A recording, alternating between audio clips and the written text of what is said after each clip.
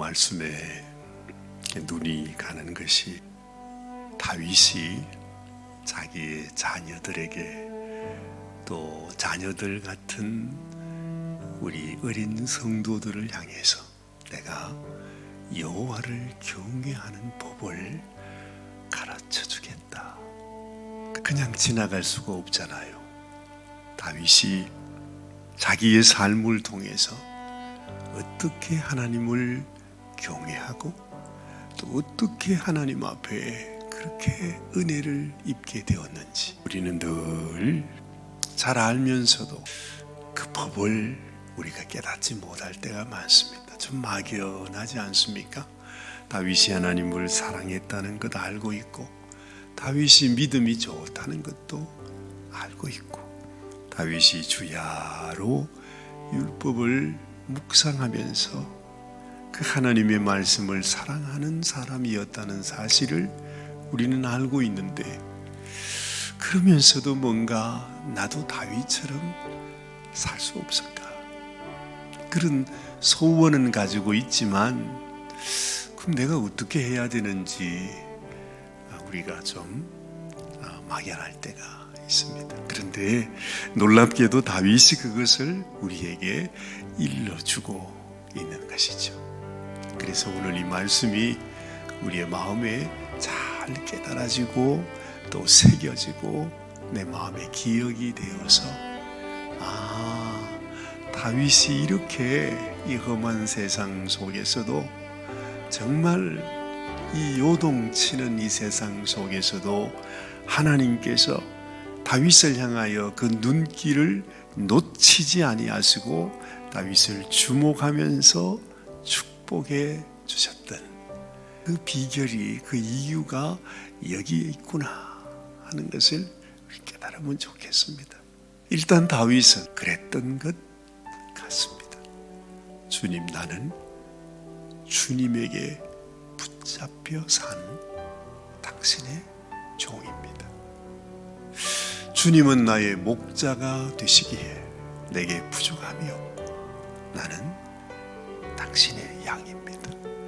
당신이 나를 어디로 인도하시든지 어느 곳에 푸른 초장이든지 잔잔한 물가이든지 아니면 사망의 엄침한 골짜기라 할지라도 주님이 나를 인도하시는 곳이라면 주님이 나에게 허락하시는 곳이라면 나는 그 해를 두려워하지 않겠습니다. 어디든지 가겠습니다. 그렇죠? 목자라고 하는 분이 무엇입니까? 끊임없이 우리가 따라가야 할 분입니다. 그래야 우리가 양이 되는 것이죠. 다윗에게는 그런 마음이 있었는데 그러면 내가 주님을 따라간다는 의미가 뭔가? 그걸 우리가 생각해 보니까 다윗이 이렇게 말을 하고 있습니다. 이 생각을 하면서 우리가 말씀을 자세히 한번 새겨보기를 바랍니다. 다시 한번 우리 11절 말씀부터 한번 읽지요. 너희 자녀들아 와서 내 말을 들으라. 내가 여호와를 경외하는 법을 너희에게 가르치리로다. 생명을 사모하고 연수를 사랑하여 복받기를 원하는 사람이 누구뇨? 하고 운을 띈 뒤에 그 다음에 하시는 말씀이 네 혀를 악에서 금하며 내 입술을 거짓말에서 금할지어다. 악을 버리고 선을 행하며 화평을 찾아 따를 지어다. 여호와의 눈은 의인을 향하시고 그의 귀는 그들의 부르짖음에 기울이시는도다. 자, 여기까지 읽으면서 그런 말씀이구나. 그래서 우리 마음속에는 그렇게 생각하고 넘어가기가 쉽습니다. 이 말씀 속에서 그러면 다윗이 우리들에게 주고자 하는 메시지는 뭔가 하는 걸 생각하게 되는 것입니다. 이 말씀을 보면서 생각하니까 우리의 생각과 또한 우리의 입술, 우리의 말이 하나님 앞에 하나님이 기뻐하시고 하나님이 원하시는 그 심령과 그 말이 소중하구나 하는 것을 알게 됩니다. 그런데 사실 저를 비롯해서 우리 대부분의, 아니 모든 사람들이 우리가 악인이 될 수밖에 없는 모습을 우리는 발견합니다. 무슨 말입니까? 우리가 우리의 입술의 열매, 내가 생각하고 내가 말하고 하는 것이 다 세상 사람과 별 다를 바가 없는 것입니다. 겉으로는 내가 선한 사람같이 살지만 우리 마음속에는 늘 전쟁이 일어나요. 우리 마음속에는 늘 원망과 불평이 있어요. 심지어 하나님을 향해서도 사실은 우리 마음에 그렇게 큰 기쁨이 없어요. 하나님 왜 이러세요? 하나님 나에게는 왜 이런 고난을 주십니까? 왜 나를 이렇게 인도하세요? 당신이 나의 목자시라면 정말 나를 푸른 초장으로 잔잔한 물가로 늘 그렇게 인도해 주셔야 하지 않습니까? 하면서 목자를 향해서 오히려 우리가 원망하는 말들을, 그런 생각들을 가지게 될 때가 많습니다. 어쩔 수가 없는 것입니다. 다윗도 그랬을 것입니다. 이 세상에 입술을, 우리의 혀를 다스리는 사람은 아무도 없어요. 그 혀를 다스리는 사람이 바로 의인이다. 야고보 선생님이 그런 말씀을 하지 않습니까?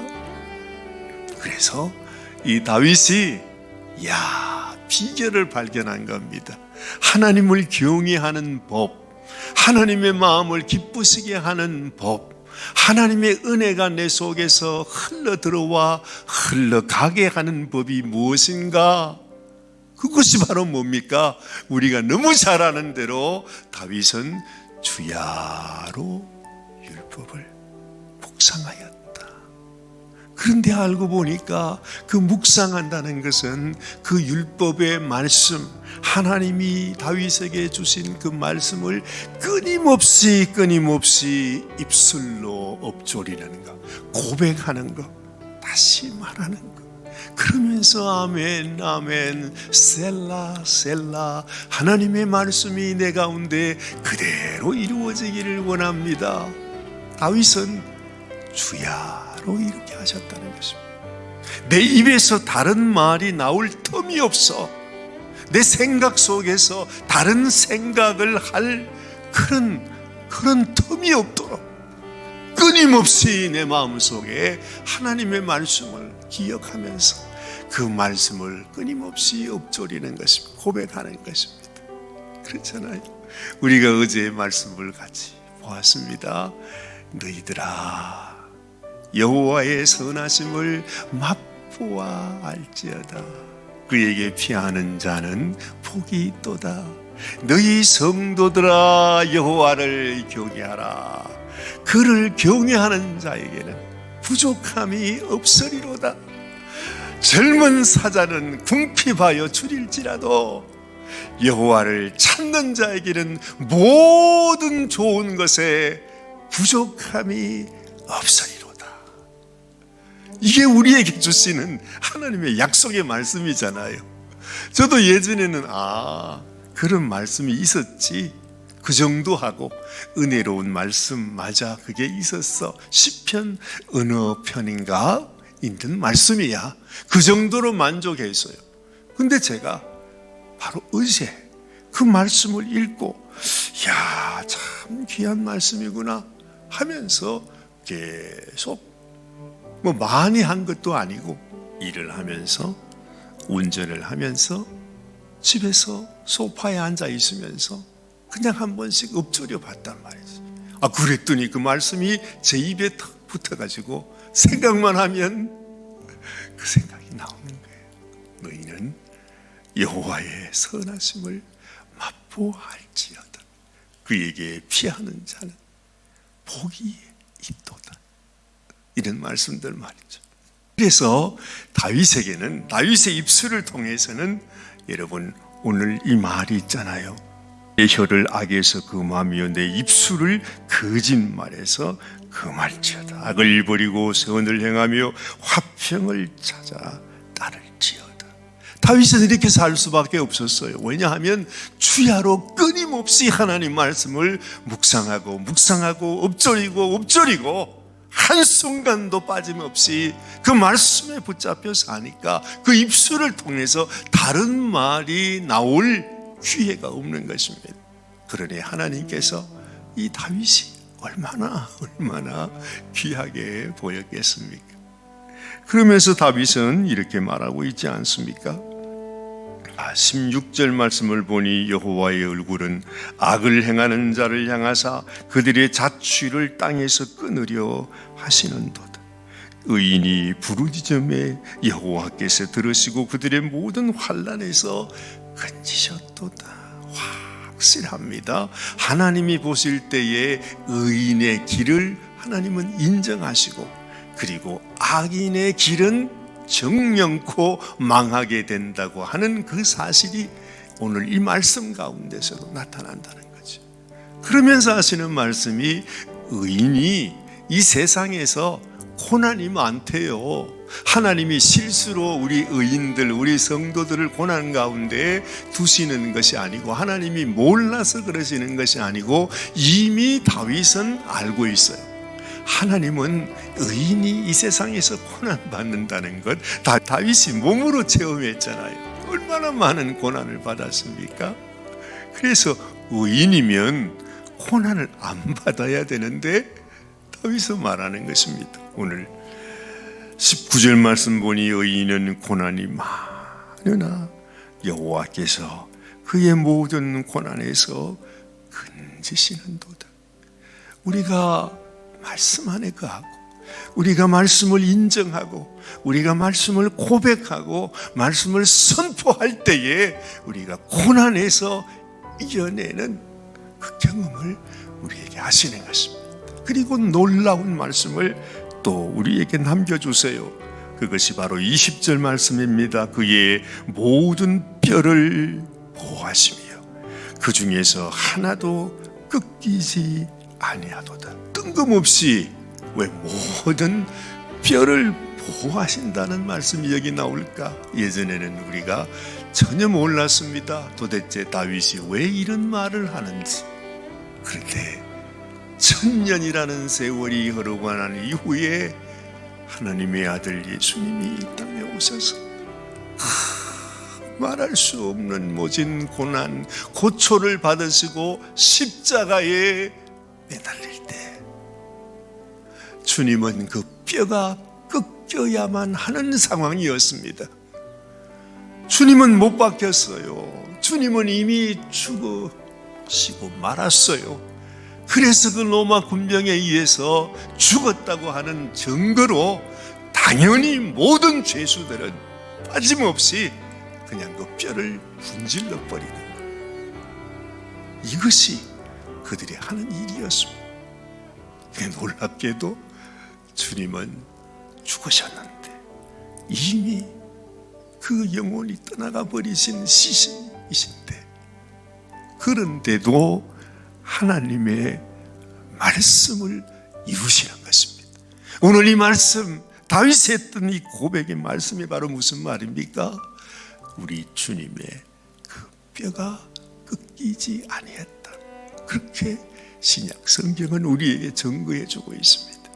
우리는 이 세상에서 말할 수 없는 고난 가운데 살지만, 그러나 그 고난 속에서도 하나님이 하나님의 약속, 하나님의 말씀을 이루어 가시고 있다는 사실. 의인은 세상에서 고난이 많지만, 그러나 그 고난을 통해서 하나님은 놀라운 당신의 뜻을 이루시고 있다는 사실을 우리가 기억한다면, 이 세상에서 내가 어떤 일을 당해도 하나님 앞에 내가 원망하고 불평하고 좌절하고 하는 그런 말보다는 그 순간 그 어려움 속에서도 다윗처럼 내가 하나님 당신을 송축합니다. 바로 이 고백이 오늘 이 시편 34편에 시작하는 서두에 나온 것입니다. 어제도 제가 말씀드렸죠. 다윗이 가장 수치스러울 때, 자기 목숨을 건지기 위해서, 목숨을 부지하기 위해서 미친 척하면서 그 원수의 나라 그 왕에 가서 제발 내가 여기에서 살아났으면 하면서 그 정말 말할 수 없는 다윗의 그 오명입니다. 수치와 수욕입니다. 그렇죠? 우리 주님이 이 땅에서 인생들 앞에서 고난 받으시는 그 모습을 생각나게 하는 그 참혹한 그 순간에 다윗이 고백했던 고백이 바로 이 시편 34편의 말씀이라 이 말이죠. 그래서 여러분, 오늘도 우리가 하나님을 기쁘시게 하는 법, 하나님을 경외하는 법은 하나님이 내게 주신 이 말씀 가운데 단 한 절이라도 나의 말씀을 붙잡고 오늘도 묵상하며 읊조리며 말씀을 선포하면서 살아보는 것입니다.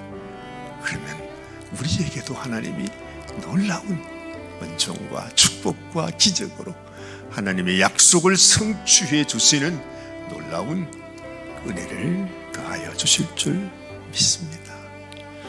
기도하십시다. 하나님 아버지, 감사합니다. 오늘도 우리를 사랑하시는 주님, 우리가 이 세상에서 아무리 고난 가운데 살고 있다 할지라도 하나님의 약속은 여전히 성취되고 있음을 알려주셔서 감사합니다.